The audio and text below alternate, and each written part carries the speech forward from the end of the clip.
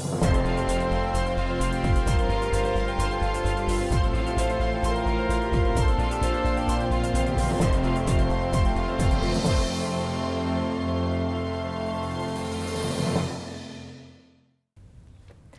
and welcome to JFWA Academy News. I'm Shayla Pointer. And I'm Chrissy Bradley. Today for our Shining Knight interview, we have Chrissy.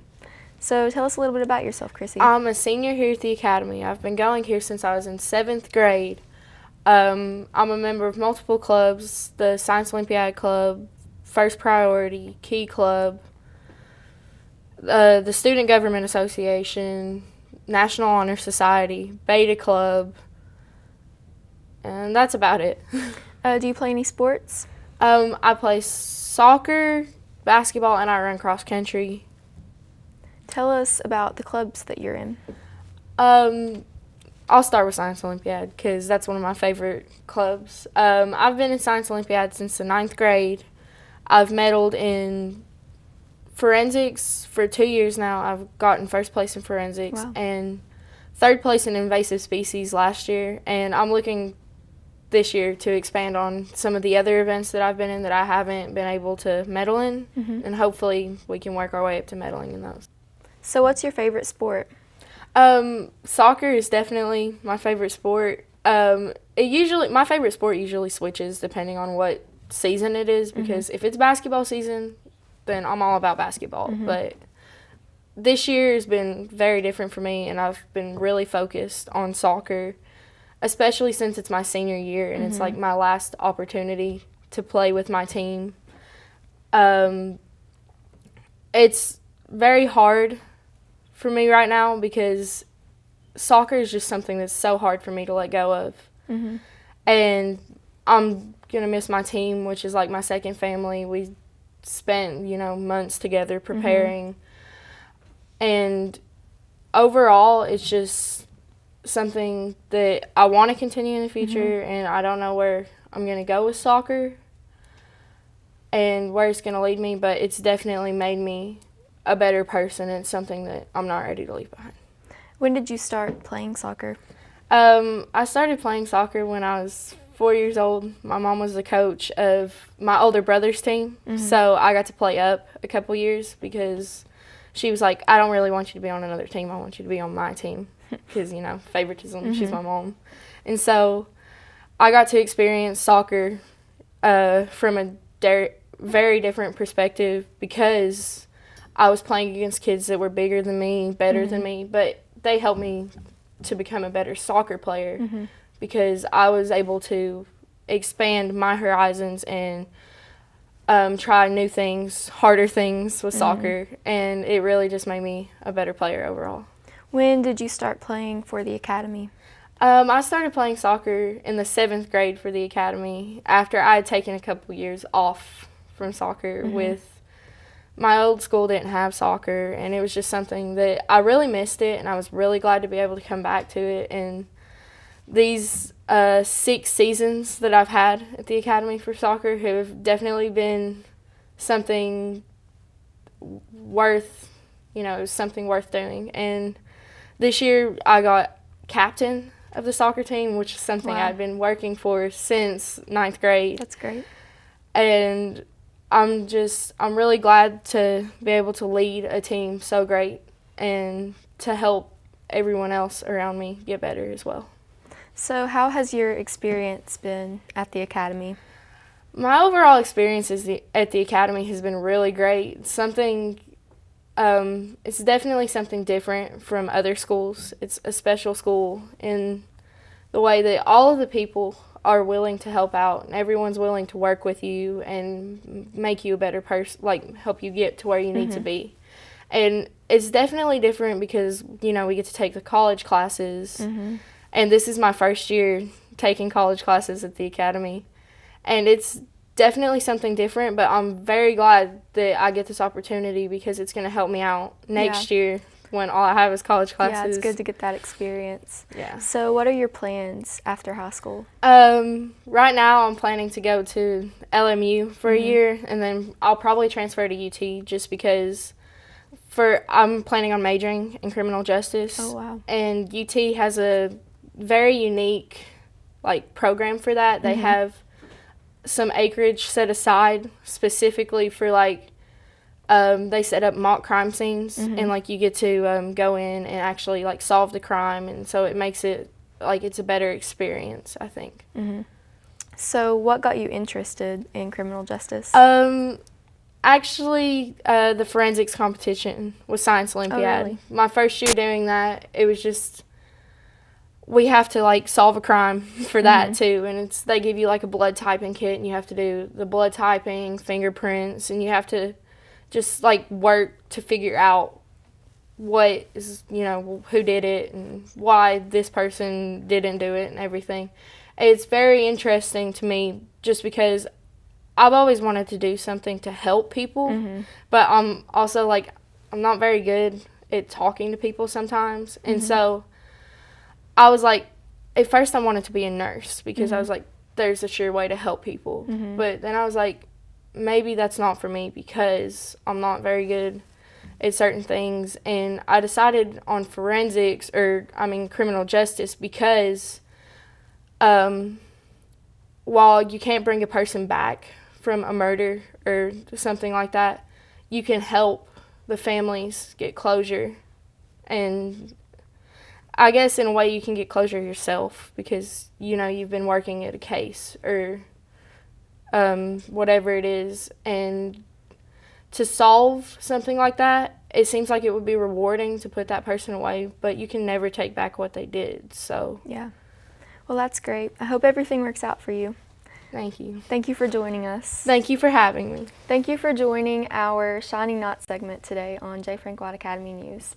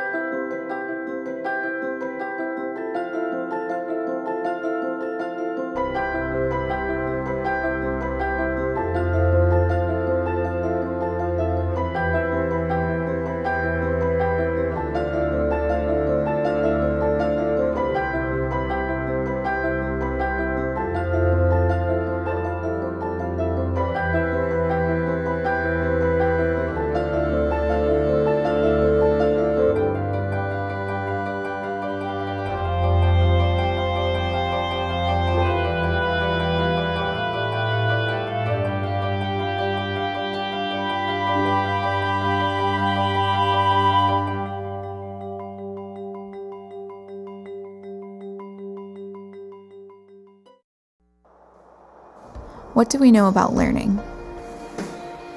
It takes place beyond the pages of a book. We learn by exploring, by trying new things, by connecting, by sharing. We learn by taking chances and dreaming big. At Lincoln Memorial University, learning is beyond the books. It's everywhere.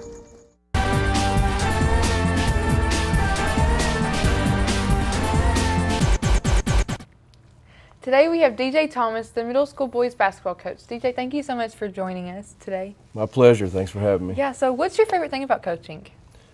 I enjoy watching the progress of the kids, seeing them start at a certain level and what they end up with, and seeing the finished product and helping them move on and become better people. That's good. So is that why you coach too? Yes. Is there another part of it? Serving your community, doing something nice, trying to help build a program that can translate to our high school and just help our school be better altogether. So how's your season going so far? It's been a little bit of a trying season for us so far. We've been adapting to joining the state association, so we're playing a lot tougher competition this year. It's been a learning experience so far. We've took a few beatings by some really good schools, but we're learning, we're getting better in the process, and hopefully getting better each game. So tell us about your team this year.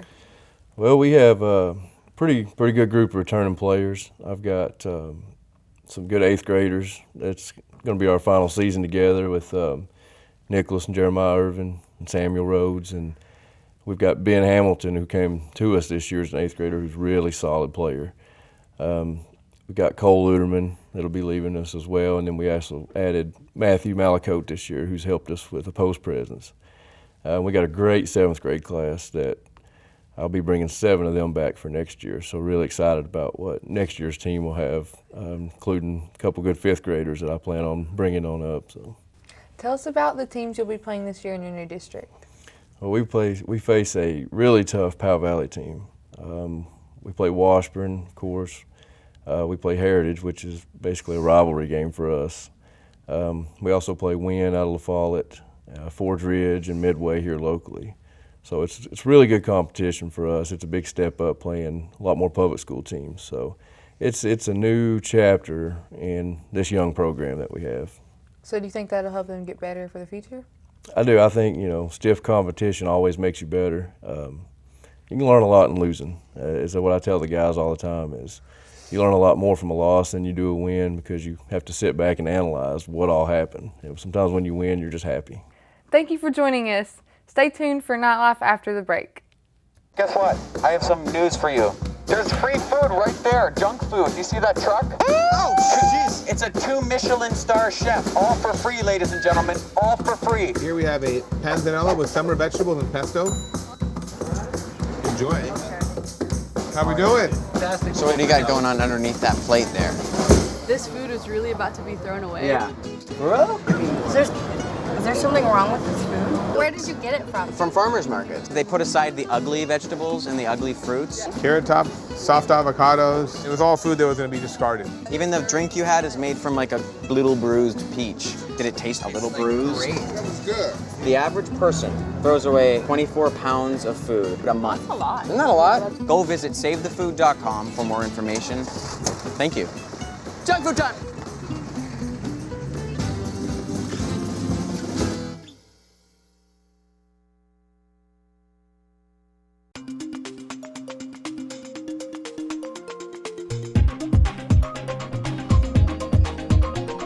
Hello and welcome to Nightlife. I'm Nikita Williams. And I'm Shayla Pointer. The end of the fall semester is packed with exciting field trips for J. Frank White Academy. So far, the 4th and 5th graders have gone on a field trip to the Bell Theater in Palmville to see 'Twas the Night Before Christmas and our high school Spanish tour to Lee University in Cleveland, Tennessee. The 8th grade science class recently took a field trip to explore local geology. The point of the trip was to visit sites in Bell County that reflect evidence of a meteor crash sometime around 250 million years ago. Prior to departure, their field guide, Dr. Whitelaw, explained what geological features students would find near an impact crater. Dr. Whitelaw brought along various rock samples and shared them with the class, including radioactive rocks. He then explained how radioactive rocks are used for absolute dating. All right. And you can figure out which one's the iron meteorite, right? That's not so iron meteorite. Well, what's the other one? Not iron? Not iron, which means what is it? It's stony. Right? So the stony meteorites are quite common, and there's plenty to be found. Iron meteorites are relatively easy to find because you're using metal technology. Alright? Alright, something else. If you have a shock wave, you have what we call shocked quartz. That means the quartz crystals that get damaged. Their crystal structure is warped or distorted by the shock wave. There's nothing else on the planet that will do that except a nuclear explosion. There's nothing else that we know of that can deliver that much force that quickly. Right? So finding that material, and it's called coaxial stishovite, right, is one of those things. So you spot Tennessee in here in Kentucky, you won't know that part of the world down in there. So we're just outside the major part of the damage. Right? And so what we're going to do today, as we go to find the original rocks, is we're going to drive through Middlesbrough and up to Pineville, and we will drive exactly out of the damage zone into the rocks that were not damaged. So we can see them as they were originally. Then we'll come back and see what the media did to them. The tour's first stop was at a cliff along US 25E in 4 Mile, Kentucky for the purpose of seeing a horizontal rock layer. Students were each given a rock hammer and were allowed to climb and chip rocks. Dr. Whitelaw then examined the rock samples and explained the composition. Students went to the Pinnacle Overlook in Cumberland Gap National Park in order to get the big picture of the impact crater. Dr. Whitelaw also pointed out trace fossils in the rocks there. At the last stop, J. Frank White Academy students were actually in the crater and could identify the uplift. Dr. Whitelaw pointed out a shatter cone that was embedded into their rock, further evidence that we were in a meteor crater. Miss Sealhurst was quoted to say, "It was a crazy feeling to realize we were actually inside a meteor crater." There are more exciting field trips and extracurricular activities scheduled prior to the holiday break. Tune in next week for footage of our winter concert and tune in over the break for our Christmas special. Thank you for watching J. Frank White Academy News.